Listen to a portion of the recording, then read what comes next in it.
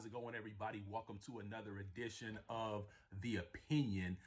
Please like and subscribe, but I'm gonna go ahead and get right to it. So there's been a lot of chatter around the college football world here lately regarding USC and Lincoln Riley, especially since Lincoln Riley has brought over Caleb Williams, which was basically the biggest domino, the biggest free agent in college football. It's kind of crazy that we're talking about free agents these days in college football, but everybody's saying that USC is back because they got Caleb Williams. They was able to get Mario Williams, but also USC was able to. They were also able to sway a couple of recruits that were also committed to Oklahoma as well.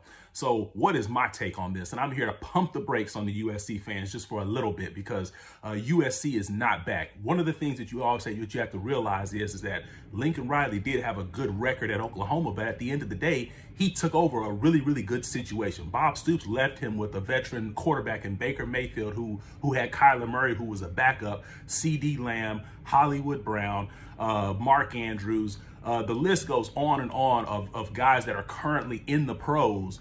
Bob Stoops left Lincoln Riley pretty much with a Ferrari. So at the end of the day, Lincoln Riley has not proven that he can basically take a program from the depths of college football and build that program up. Does he have the players? Yes, he does have the players, but at the same time, he had the players last year when he was at Oklahoma. I mean, if I'm not mistaken, I believe Spencer Rattler was projected to be, at least preseason, I mean, whatever stock you want to put into it, but at least preseason-wise, Spencer Rattler was projected to be the #1 overall pick, and Spencer Rattler's still sitting in college. He's not even in the NFL draft, and part of that is due to Lincoln Riley was not able to develop a guy like Spencer Rattler. Then Caleb Williams took over. While Caleb Williams did have some bright spots, whenever teams would rush 3 and drop 8, you saw Caleb Williams struggle. He struggled against Kansas. He struggled against Baylor. He struggled against Iowa State.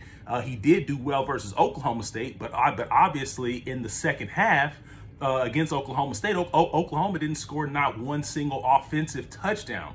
So at the end of the day, yes, Lincoln Riley did have some early success at OU, but at least as far as his late success, I really didn't see that. And one of the things that's different about him being at USC as opposed to Oklahoma, he's going to have to build that thing up. Now, it's good that he got Caleb Williams. It's good that he's got a few other guys, but Lincoln Riley has not proven that he's been able to basically build things up. So the outlook that I have for USC going into next season, into the 2022 season, I see USC winning about 7 to 8 ball games, 7-5, 8-4. But I do not have this team winning 9, 10 ball games or even competing for a conference championship, not in the first year. Will Lincoln Riley be able to get the players? Yeah, he will, as I mentioned before. But there are some major flaws in Lincoln Riley's coaching. Let me take you back to 2020 when he was with Oklahoma. He was up 35-14 against Kansas State with 2 minutes to go in the third quarter and lost that game.